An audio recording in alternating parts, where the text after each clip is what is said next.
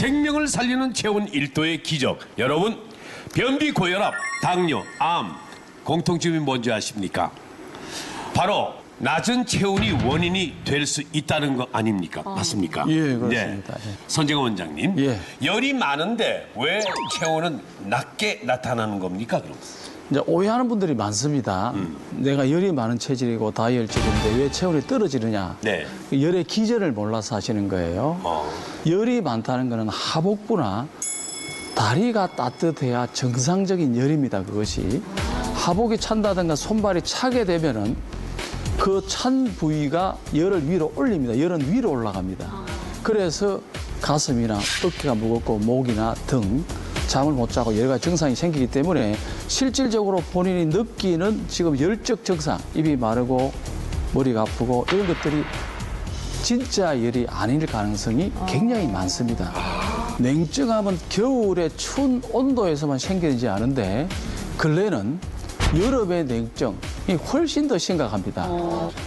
그런데 이 상식적으로 생각을 해보면요. 냉증이라고 하는 거는 좀 추운 겨울에 좀 더 많이 발생을 할 것 같은데 여름에 냉증이라 이거는 잘 이해가 잘 안 되거든요. 예. 여름에 모든 에너지가 36.5도를 유지하기 위해서 에너지가 다 밖으로 나와 있어요. 밖은 뜨거워져야만이 땀을 내서 체온을 유지를 합니다. 상대적으로 안에는 냉할 수밖에 없죠. 피부 쪽에는 뜨겁고 안에는 냉하다 보니까 피부는 땀이 나지만 안에는 찬데다가 먹는 음식 자체가 여름에는 거의 찬 거를 많이 먹어요. 네. 위장이 차워지니까 설사복통이 나고 입이 마르니까 자꾸 찬 것만 먹게 돼서 예. 여름의 냉증이 훨씬 심각합니다. 네, 맞습니다. 그 이열치열이라고 하죠. 보통 예. 뜨거운 봄날에 네, 예. 더운 삼계탕과 같은 보양식을 먹는 이치도 이와 같은데요. 한의학의 치료 원칙 중에 이런 이야기가 있습니다. 동병하치라고 하는데요. 겨울에 생기는 질환은 여름의 치료로서 예방할 수 있다라는 이야기거든요. 여름에 혈액들이 바깥으로 체표 쪽으로 몰려가게 되면 내장 쪽은 혈액량이 부족하기 때문에 차질 수밖에 없습니다. 근데 이 찬 것들을 방치하다가 계절이 바뀌면 가을이 되고 겨울이 돼버려서 바깥 날씨도 차가워지기 때문에 그냥 몸은 냉증 상태로 4계절 중에 3계절을 지나게 되거든요. 예. 그러면 겨울에 잘 낫지 않는 폐렴이라든지 이런 만성 호흡기 질환들이 나타나시는 분이라면 내가 여름에 냉증에 시달리지 않았을까라고 꼭 한번 생각을 해보셔야 된다는 거죠. 자, 우리나라 사람들에게 특히 흔한 냉증. 이 체온이 떨어지면 면역력이 떨어집니다. 면역력이 떨어지면 또 병에 걸리기 쉽죠. 예, 예. 그런데 이런 저체온증이 왜 점점 늘어나는 걸까요? 지금부터 우리가 그 이유를 알아보겠습니다. 예. 우리나라처럼 이제 사계절이 있는 나라다 보니 겨울에 특히 아무래도 온도가 떨어짐으로써 냉증에 들어올 수 있는 그런 환경적인 요건도 있고요. 예. 그다음에는 그 환경적인 것보다 습관, 생활 습관이 가장 더 저체온증과 냉증을 일으키는 원인을 만들고 있습니다. 그 생활 습관이 저체온증을 만드는 환경이라고 그러면 예를 들어서 요즘 같은 여름철에 에어컨을 너무 많이 쓴다든지 뭐 선풍기를 많이 아니면 얼음 뭐 이런 걸 예. 많이 먹는다든지 그런 걸 말씀하시는 건가요? 그렇죠. 이제 여름에 이제 냉한 음식을 많이 먹고 에어컨을 통해서 땀만 배출해서 체온만 올리면 냉증이 없어지는데 그걸 못 하다 보니 그런 것도 있고요. 그보다 더 심각한 것은 과식이 원인이 됩니다. 아니 근데 열이라는 게 다시 말하자면 에너지잖아요. 예. 근데 뭘 먹어야 에너지가 생기는 거 아닙니까? 일반적으로 많이 먹는 사람들이 이렇게 에너지가 많은지 알고 있는데요. 네. 예를 들어 드리겠습니다. 새 있잖아요, 새. 네. 새가 둥지에서 알을 품을 때 있잖아요. 보통 2주에서 3주 동안은 일체 아무것도 먹지 않습니다. 왜 그러냐면요. 음식을 먹게 되면 체열이 손상이 되기 때문에 부화하는 데 지장이 있기 때문에 전혀 먹지 않습니다. 그래서 체온이 낮은 사람은 적게 먹거나 먹지 않거나 단식이 굉장히 좋은 역할을 하고요. 과식을 하게 되면 체열이 생산이 되지 않습니다. 체온은 떨어지기 때문에 실질적으로 그 성과를 받게 되고요. 그다음에 비만인 어린이와 그다음에는 아니면은 좀 마른 어린이 네. 상대적으로 보면은 비만인 어린이가 훨씬 더 체온이 낮습니다. 완전 거꾸로 알고 있었던 것 같아요. 자, 박상중 원장님, 네. 비만과 저체온 정말 그런 연관이 있는 겁니까? 네, 사실 이제 비만과 이 체온과의 관련된 연구들이 꽤 있습니다. 네. 그런데 이제 대부분의 연구에서 사실 비만한 사람들이 신부 체온이 더 낮았다라는 연구들이 많이 있거든요. 근데 이걸 다시 생각해 보면 사실 지방이라는 게 우리 보통은 이제 에너지를 저장하는 거잖아요. 네. 그런데 이 체온이라는 건 우리 몸에 있는 체온을 올려주는 보일러가 가동이 되면 체온이 올라가는 거거든요. 근데 이 보일러가 가동이 되려면 몸에 있는 에너지를 써야 되는 거죠. 예. 근데 반면에 살이 쪘다는 얘기는 이 보일러가 잘 가동이 안 되고 에너지를 잘 안 쓰기 때문에 몸에 지방을 저장하는 거거든요. 따라서 오히려 살이 쪘다라는 것 이 체온을 올리는 보일러의 기능이 좀 떨어졌다. 그렇기 때문에 오히려 신부 체온은 더 낮을 수 있다.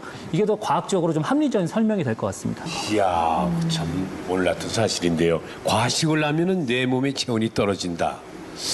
또 어떤 원인이 있습니까? 두 번째는 운동 부족입니다. 인체에서 체를 많이 만드는 데가 근육이에요. 골격근 22%나 만듭니다. 두 번째가 간장. 간에서 20%의 체를 생성을 하고 있습니다. 뇌 자체가 한 18%고 심장이 11%밖에 안 됩니다. 그럼 콩팥이 한 7%고 피부가 체를 5% 만들어요. 기타가 한 17%이기 때문에 실질적으로 그 부위를 기억하셨다가 골고루 체를 생성될 수 있도록 음식을 관리하셔야 되고 허리부터 다리 근육이 70% 근육이 여기에 있기 때문에 걷기, 반드시 햇빛 보고 걷는 거라든가 허리 아래 운동을 스쿼트 운동이든 그다음에 다리 운동, 조깅이라든가 이런 거는 반드시 하셔야만이 저체온증으로부터 벗어날 수 있습니다. 그다음에 이제 세 번째가 스트레스입니다. 스트레스로 인해서 자율신경, 즉 교감신경이 항진되게 되면 혈관이 수축하게 돼요.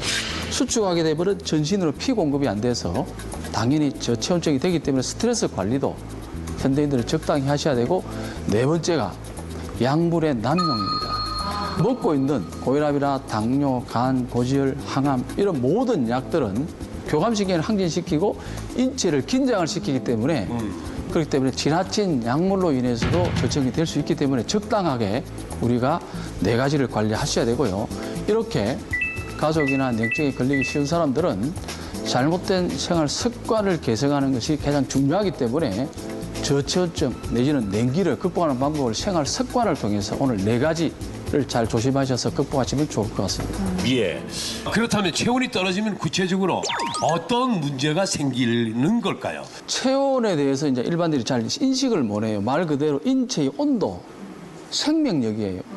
인체는 열이 없으면 살 수가 없고 열이 떨어지면 죽음에 있기 때문에 대사장이 있기 때문에 체온의 1단계는 대사력, 생명력, 면역이 떨어지게 피로가 옵니다. 심신의 피로, 스트레스, 과로 이런 것들이 생기실 적에 피로가 풀리지 않는 것이 첫 번째 오게 되면 내 몸이 저체온증인갑다 생각하시면 좋을 것 같습니다. 자, 그렇다면 2단계는 뭡니까? 두 번째는 어깨에 걸린 목, 한강통이라든가 목이 뻣뻣하고 머리가 자주 무겁고 하는 분들도 보면은 냉증으로 즉 또는 저체온증으로 챙길 수 있는 두 번째 단계가 그런 증상이 생깁니다. 네. 강수희 씨. 어른들은 뭐 정말 감기가 걸려서 열이 많이 나야 한번 내 온도가 어떤가 하고 체크를 해보게 되는데요. 이걸 그대로 그냥 방치한다면 구체적으로 어떤 병들이 또 걸릴 수 있는지 궁금합니다. 예. 이 저체온이라든가 냉증을 방치하게 되면요. 제일 먼저 체온에 가장 예민한 부위가 손발이에요. 수족 냉증이 거기 쉽게 생각하는데 굉장히 무서운 병 중에 시작이고요. 심각하게 되면 여러 가지 질병이 생기고 두 번째가 소화기능이 저하가 옵니다. 일반적으로 음식을 과식하게 되면 한 40% 이상이 혈액이 소화로 가기 때문에 보통은 한 20% 이하로 가 있고 운동을 하면 5%도 안 가거든요. 저체온증 환자들은 대체로 소화기능이 다 떨어져요. 세 번째는 장이 차니까 당연히 변비라든가 복부, 냉증이 시작되고 그다음 비만. 냉증이 있고 변비 있으면 거의 복부 비만이 생길 수밖에 없고요. 그다음에 당뇨나 고혈압, 체온이 떨어지니까 혈관에도 문제가 오겠죠. 그다음 각종 통증들, 결립 증상 심각한 것도 다 그렇고요.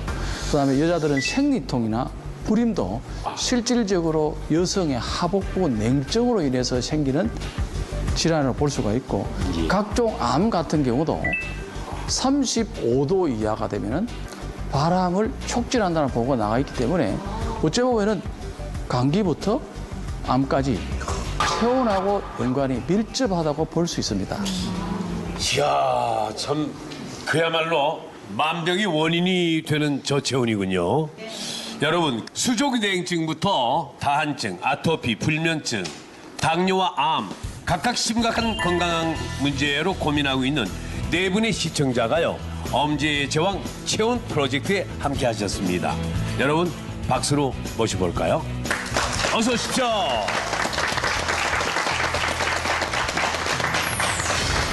네, 반갑습니다.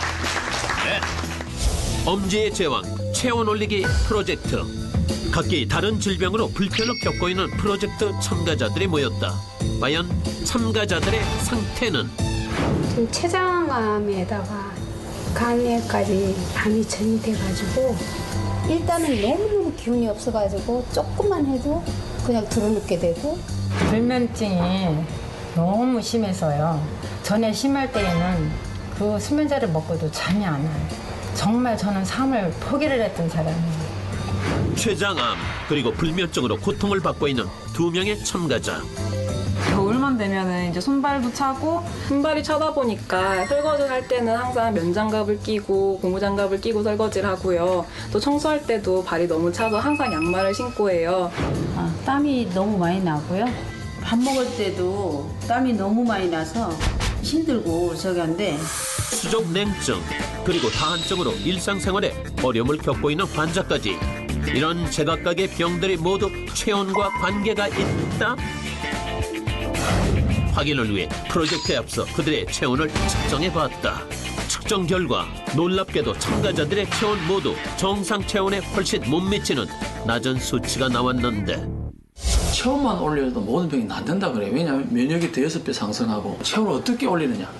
그것이 모든 병을 치료하는 핵심이자 질병을 예방하는 건강을 지키는 핵심적인 요소를 할 수 있습니다.